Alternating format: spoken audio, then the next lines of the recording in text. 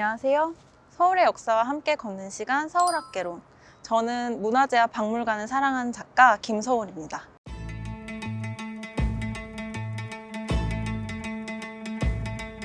혹시 서울 중구 광화문과 덕수궁 사이에 있는 정동이라는 공간에 가보신 적 있으신가요?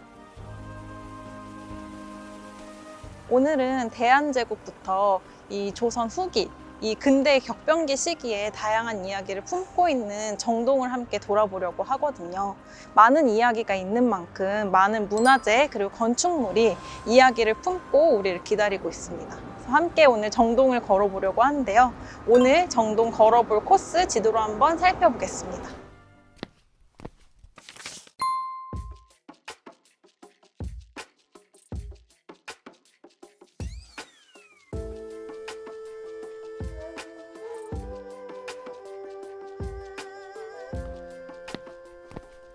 네, 오늘 첫 번째로 돌아볼 장소는 바로 경희궁인데요. 혹시 서울에 있는 궁궐 5개 이름 다 되실 수 있나요?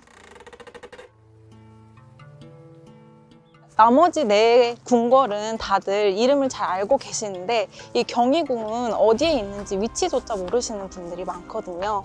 경희궁은 원래 서궐, 동궐이었던 창덕궁, 창경궁이 바로 반대쪽에 서쪽에 위치한 궁궐로 서궐로 불리던 이제 권역이 꽤 큰 궁궐이었는데 지금은 이제 정각이 많이 사라져서 이제 존재조차 많이 잊히게 되었습니다. 이게 대부분 흥선대원군이 경복궁 중건을 하던 조선 완전 말 이 시기에 대부분 이 경희궁의 전각을 헐어서 경복궁 중건을 하는데 쓰게 되었거든요. 이외에 남아있던 주요 정각들은 일제강점기 시기에 일본이 이곳에 그 일본인 학교를 세우면서 남은 정각들도 사라지게 되었습니다. 이 해방 이후에는 일본인 학교가 이제 그냥 서울고등학교로 바뀌게 되었고요. 강남 개발과 함께 서울고등학교가 강남으로 이주를 하게 되면서 다시 공지로 남게 된 이 경희궁 일대 부지에 서울역사박물관이 들어오게 되면서 현재 저희가 볼 수 있는 서울역사박물관과 경희궁 이 모습이 완성이 되게 되었습니다. 네, 이제 경희궁을 지나서 서울역사박물관 앞으로 왔습니다. 서울역사박물관 바로 앞에 정원에는 되게 많은 야외 전시물이 있는데요.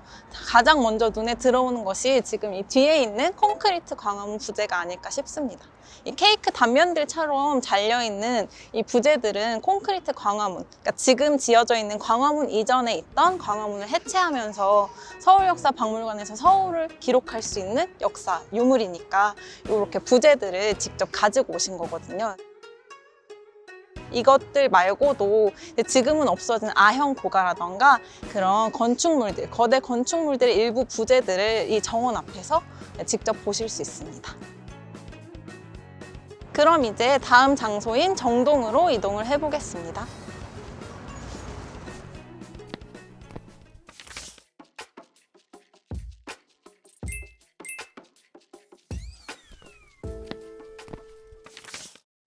네, 이제 경희궁에서 길을 건너서 세문안 어린이 공원을 지나 지금 러시아 공사관 앞에 왔습니다.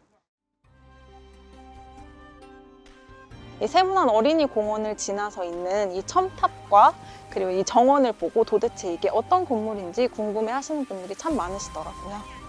이 건물, 지금은 공사를 하고 있는데요. 이 건물은 원래 구러시아 공사관으로 조선 후기 대한제국 시기에 이제 외교관으로 사용했던 곳이기도 하고 저희가 역사책에서 볼 수 있는 아관파천이 실제로 일어난 공간입니다. 배경을 잠깐 설명하자면 1880년대까지는 사대문 안에 외국인들이 거주를 할 수 없었습니다. 근데 대한제국이 문을 열고 나서 이 고종을 아련하길 원하는 외교 사절단이 늘었고 고종이 정동 지역을 개방해서 지금 우리가 볼 수 있는 러시아 공사관 같이 많은 외교 관저들이 들어오게 되었습니다.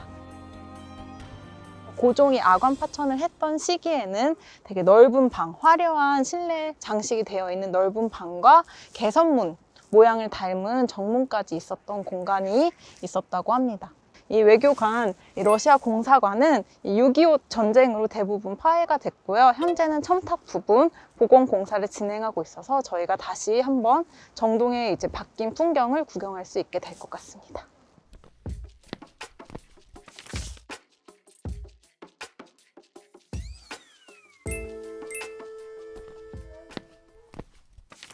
이제 길을 지나 배제학당 역사박물관 앞에 도착을 했습니다. 정동은 외교, 정치에 중요한 장이기도 했지만 우리나라 한국 근대 교육이 시작된 중요한 동네이기도 한데요.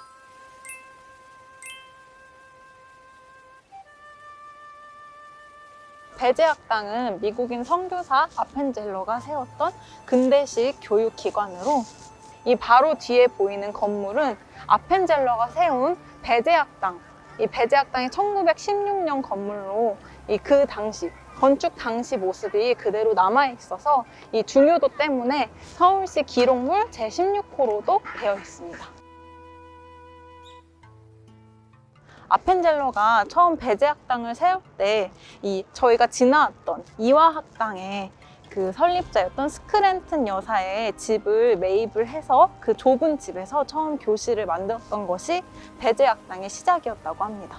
이화학당 같은 경우에는 초반 여학생 교육에 대해서 지금과는 다른 인식을 가지고 있었기 때문에 설립 초기에는 학생을 모집하기가 상당히 어려웠다고 합니다. 하지만 1890년 개화기 주요 인사였던 박영효가 본인의 딸을 이화학당에 이제 보내게 되면서 이후로는 상류층 딸들이 다니는 학교라는 인식이 커지면서 학생들이 더 몰려들게 되었다고 합니다.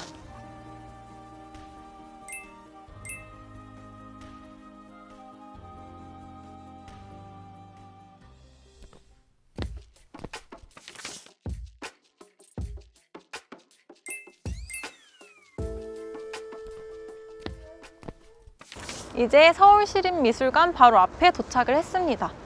덕수궁 돌담길을 따라 서울시립미술관에 와보신 분들 정말 많을 거라고 생각을 하는데요. 혹시 건물에 얽힌 이야기도 알고 계신가요? 이 건물 들어가 보신 분들은 아실 텐데요. 이 건물 바로 앞면 부분과 실내 부분의 양식과 시대가 크게 다르게 분리가 되어 있습니다. 이 앞면 부분만 따로 잘라서 근대식 건축물, 근대 양식을 보여주는 건축물로 등록문화재 237호로 등록이 되어 있는데요. 이 건물은 근대 대한제국 시기에 원래 독일 공사관으로 사용이 되던 건물이었습니다. 그리고 일제강점기에는 경성재판소가 있었습니다.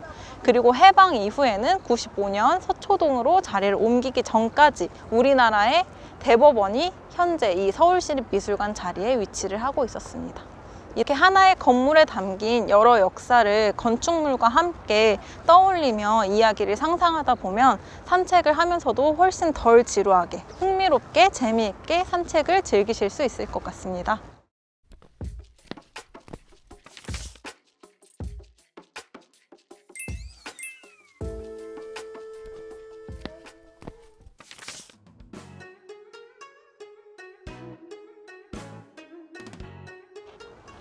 네, 저는 이제 정동 큰 길을 따라 덕수궁 정관원 앞에 도착을 했습니다.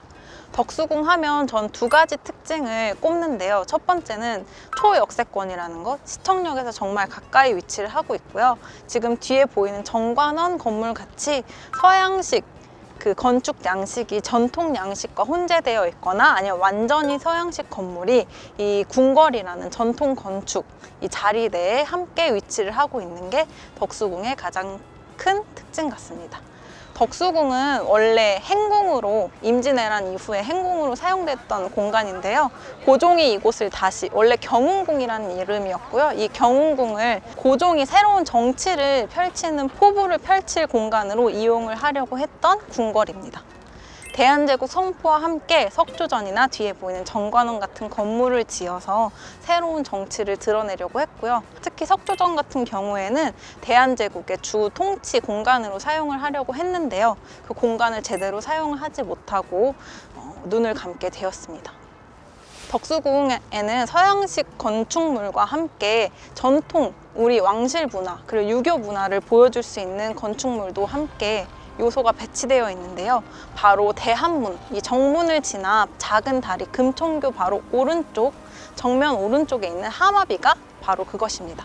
하마비의 뜻은 말에서 내리라는 의미인데요. 이 왕실 공간이고 왕이 거주하던 공간인 만큼 말에서 내려 예의를 갖추라는 뜻을 가지고 있는 왕실 문화를 보여줄 수 있는 되게 전통적인 요소를 가지고 있는 그런 비석이고요.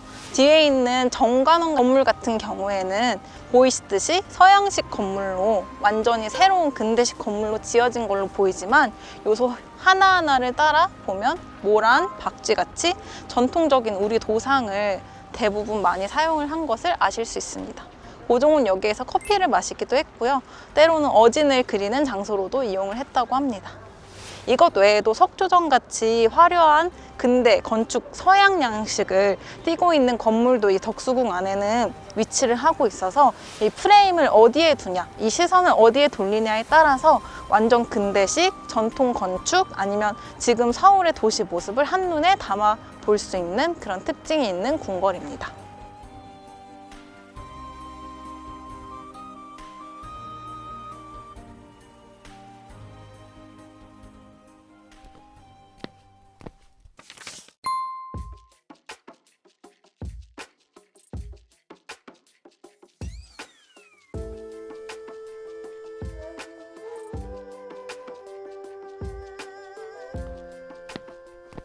오늘은 경희궁부터 여기 덕수궁까지 정동길을 따라서 근대와 얽힌 이 건축물에 담긴 이야기들 여러 가지로 들려드렸는데요. 어떠셨나요?